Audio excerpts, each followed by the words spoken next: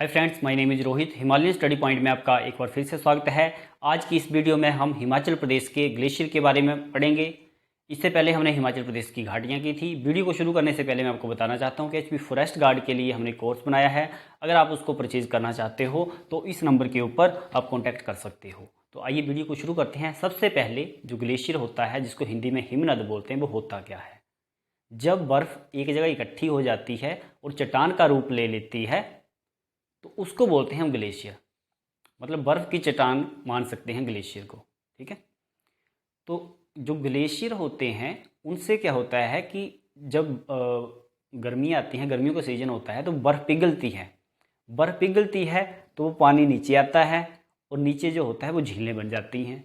Glacier की बर्फ़ के पिघलने से नीचे झीलें बनती है और झीलों से जो है वो नदियों का उद्गम होता है। ठीक है। तो इसलिए बहुत इंपॉर्टेंट होती हैं ये जो हमारे ग्लेशियर होते हैं। तो सबसे पहले हिमाचल प्रदेश का सबसे बड़ा ग्लेशियर कौन सा है? हिमाचल प्रदेश का सबसे बड़ा ग्लेशियर है बड़ा शिगड़ी ग्लेशियर। बड़ा शिगड़ी ग्लेशियर कहाँ पर है?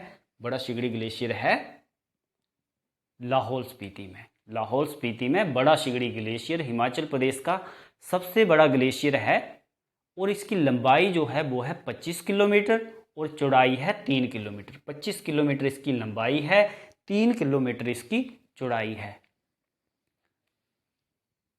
कैप्टन हारकोट, ये पूछा जाता है कि बड़ा शिगड़ी ग्लेशियर पर विजय प्राप्त करने वाले पहले व्यक्ति का क्या नाम था? तो पहले व्यक्ति जिन्होंने बड़ा शिगड़ी ग्लेशियर पर विजय प्राप्त की थी उनका नाम है कैप्टन हारकोट। कैप्टन हारकोट कौन थे?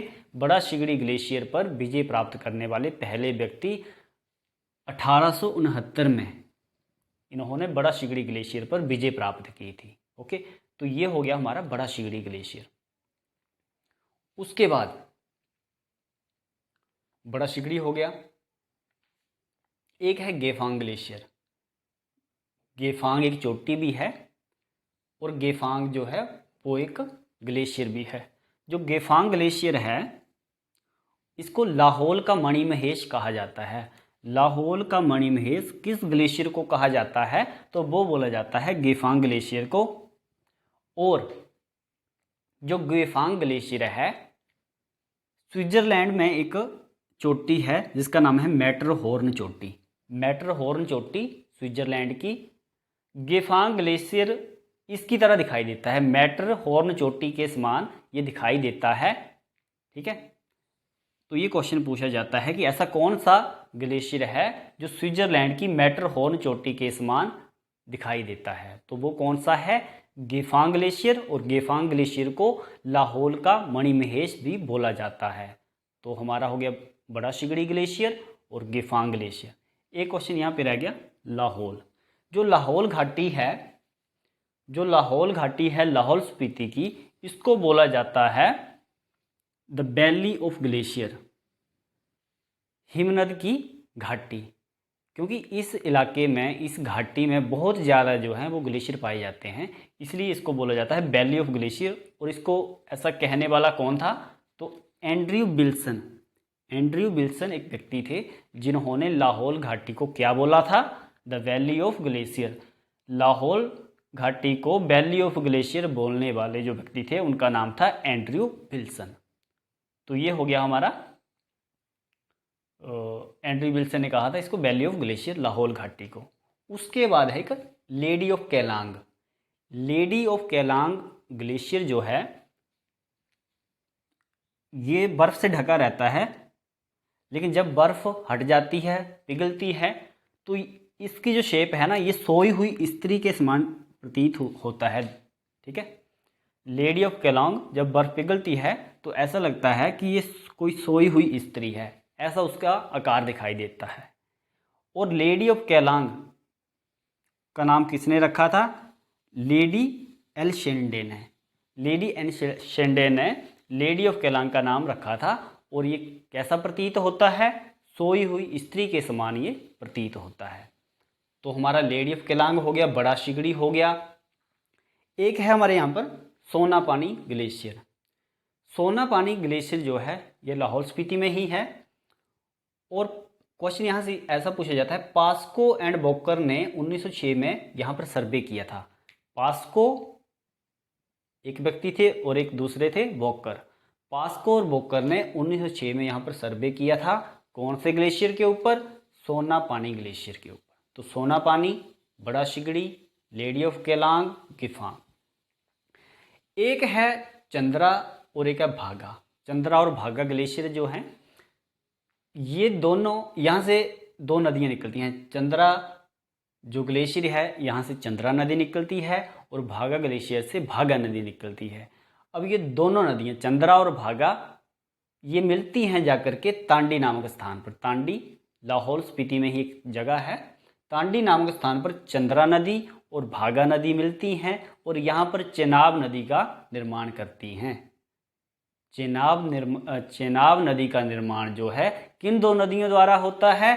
तो वो है हमारी चंद्रा नदी और भागा नदी।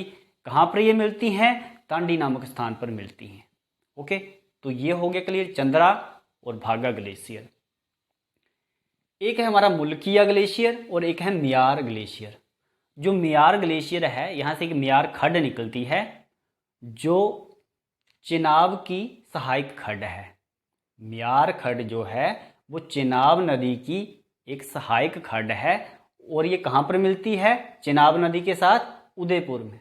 उदयपुर कहाँ पर है? लाहौल स्पीति में। लाहौल के उदयपुर में मियार खड्ड मिलती है चेनाब नदी में। चेनाब नदी की ये सहायक खड्ड है। तो मियार हो गया, मुल्किया। मियार और मुल्किया को साथ में याद रखना। इनकी जो लेंथ है दोनों की 12-12 किलोमीटर है। 12 किलोमीटर इसकी और 12 किलोमीटर ही मुल्किया की। मियार मुल्किया, मियार मुल्किया। लेडी ऑफ केलांग पढ़ लिया, गिफांग पढ़ लिया हमने, बड़ा शिगड़ी पढ़ लिया, चंद्रा भागा हो गया, सोना पानी हो गया। एक है शिल्ली। जो शिल्ली ग्लेशियर है ये भी लाहौल स्पीति में है।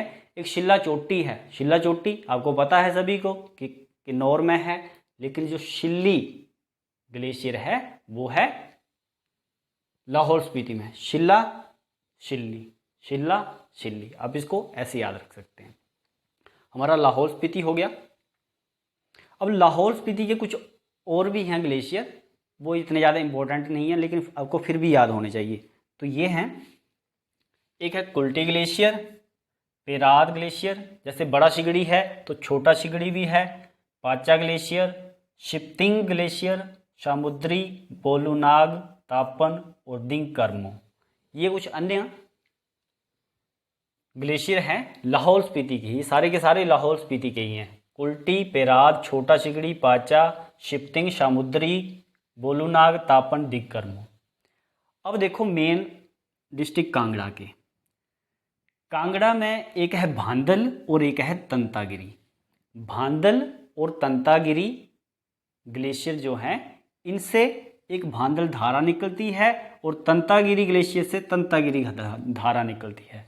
भांदल धारा कहाँ से निकलती है? भांदल ग्लेशियर से। और तंतागिरी धारा कहाँ से निकलती है? तंतागिरी ग्लेशियर से। और ये दोनों आपस में मिलती हैं बड़ा भंगाल में। बड़ा भंगाल में मिलती हैं और यहाँ से रावी नदी का निर्माण होता है। तो रावी नदी का निर्माण जो है किन दो नदियों द्वारा होता है? भांदल और तंतागिरी। भांदल नदी भांदल ग्लेशियर से बनी, तंतागिरी नदी तंतागिरी ग्लेशियर से बनी और मिली कहाँ पर? ये बड़ा भंगाल, जो कि डिस्ट्रिक्ट कांगड़ा में है। तो डिस्ट्रिक्ट कांगड़ा के सिर्फ आपने ये दो याद रखने हैं, भांदल हिमनद और तंतागिरी हिमनद, जिसको ग्लेशियर बोलते हैं। अब आ जाओ आप डिस्ट्रिक्ट कुल्लू में। तो डिस्ट्रिक्ट कुल्लू में है एक दुधौन ग्लेशियर और एक है पार्वती ग्लेशियर। ये आ रही है नदी पार्वती नदी, ठीक है। जो पार्वती नदी है वो कहाँ से निकलती है? पिछली वीडियो में हमने देखा, जो हमने झीलों वाली वीडियो की थी उसमें देखा था कि पार्वती नदी जो है वो मनतरलाई झील से निकलती है। मनतरलाई झील से किस नदी का उद्गम होता है? तो वो थी हमारी पार्वती नदी। तो ये पार्वती नदी के ऊपर ही दो ग्लेशियर हैं, एक का नाम है पार्वती ग्लेशियर और एक का नाम है दुधौन ग्लेशियर। दुधौन ग्लेशियर और पार्वती ग्लेशियर कौन सी नदी के ऊपर है? तो वो है हमारी पार्वती नदी। और पार्वती नदी जो है ये ब्यास आ रही है, ब्यास नदी। तो पार्वती नदी जो है ब्यास नदी की सबसे बड़ी सहायक नदी है। ब्यास नदी की सबसे बड़ी सहायक नदी कौन सी है? तो वो है पार्वती नदी। ठीक है। एक है ब्यास कुंड ग्लेशियर। ब्यास कुंड ग्लेशियर से ब्यास नदी का उद्गम होता है। ब्यास नदी कहाँ से निकलती है? ब्यास कुंड से निकलती है। बाद में ब्यास नदी में कौन मिल जाती है? पार्वती नदी। और पार्वती नदी के ऊपर दो ग्लेशियर हैं, एक है दुधौन ग्लेशियर और पार्वती ग्लेशियर। ठीक है। अगर ऐसा पूछा जाए कि पार्वती जो नदी है उसको जो पानी है वो किन स्रोतों से मिलता है, तो जो दुधौन ग्लेशियर है इससे भी पार्वती नदी को पानी आता है, पार्वती ग्लेशियर से भी पार्वती नदी को पानी आता है, और तीसरा मनतरलाई झील, यहाँ से भी पार्वती नदी में पानी आता है। ठीक है। तो ये होगी हमारी कुल्लू के ग्लेशियर। उसके बाद शिमला में है एक चंद्रनाहन। चंद्रनाहन ग्लेशियर जो है वो है डिस्ट्रिक्ट शिमला में, और चंद्रनाहन ग्लेशियर से चंद्रनाहन झील बनती है।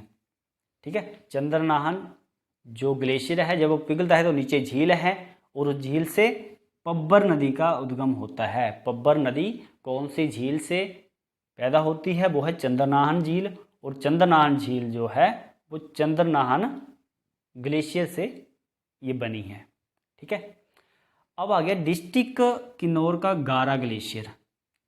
गारा ग्लेशियर जो है डिस्ट्रिक्ट किन्नौर में है, और डिस्ट्रिक्ट किन्नौर में एक खड्ड है गारा खड्ड, तो गारा खड्ड बनती है गारा ग्लेशियर से।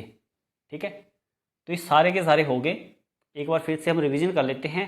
हिमाचल प्रदेश का सबसे बड़ा जो ग्लेशियर है उसका नाम है बड़ा शिगड़ी ग्लेशियर। 25 किलोमीटर इसकी लेंथ है, 3 किलोमीटर इसकी चौड़ाई है, और कैप्टन हारकोर्ट ने 1869 में सबसे पहले बड़ा शिगड़ी ग्लेशियर पर विजय हासिल की थी।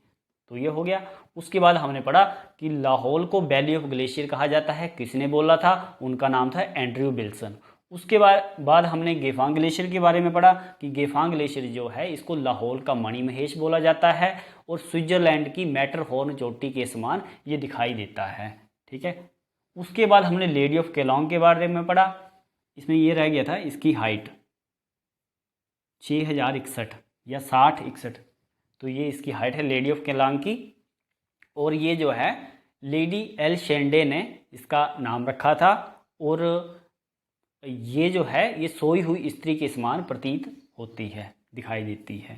तो ये हो गया। उसके बाद हमने पढ़ा कि चंद्रा और भागा दोनों ग्लेशियर से एक भागा नदी और चंद्रा नदी का उद्गम होता है, और ये दोनों नदियाँ कहाँ पर आकर के मिलती हैं? टांडी में, टांडी नामक स्थान पर, और यहाँ से चिनाब नदी का निर्माण होता है, चिनाब नदी का निर्माण होता है। उसके बाद हमने पढ़ा म्यार और मुल्किया। जो म्यार है ग्लेशियर है, यहाँ से एक म्यार खड्ड निकलती है, और म्यार खड्ड जो है वो उदयपुर के पास चिनाब नदी में मिल जाती है। और म्यार और मुल्किया दोनों की हाइट जो लेंथ है वो है 12-12 किलोमीटर। मुल्किया और म्यार की जो ग्लेशियर हैं इनकी लंबाई है 12-12 किलोमीटर। उसके बाद हमने पढ़ा सोना पानी ग्लेशियर। पास्को एंड बॉकर ने 1906 में यहाँ पर सर्वे किया था। एक है हमारा शिल्ली ग्लेशियर। शिल्ला चोटी जो है वो है किन्नौर में, और शिल्ली जो हिमनद है ग्लेशियर है वो है डिस्ट्रिक्ट लाहौल स्पीति में। उसके बाद हमने किन्नौर में पढ़ा गारा ग्लेशियर, यहाँ से गारा खड्ड निकलती है। शिमला में चंद्रनाहन हिमनद है ग्लेशियर है, यहाँ से चंद्रनाहन झील उत्पन्न होती है, और चंद्रनाहन झील से पब्बर नदी का उद्गम होता है। उसके बाद हमने डिस्ट्रिक्ट कुल्लू में देखा दुधौन और पार्वती दो ग्लेशियर हैं, पार्वती नदी के ऊपर हैं दोनों ये, और जो है यहाँ से ये दोनों ब्यास नदी में मिलती है ये पार्वती नदी, और ये ब्यास नदी को पार्वती नदी को ये पानी प्रोवाइड करते हैं। एक हमने पढ़ा ब्यासकुंड ग्लेशियर।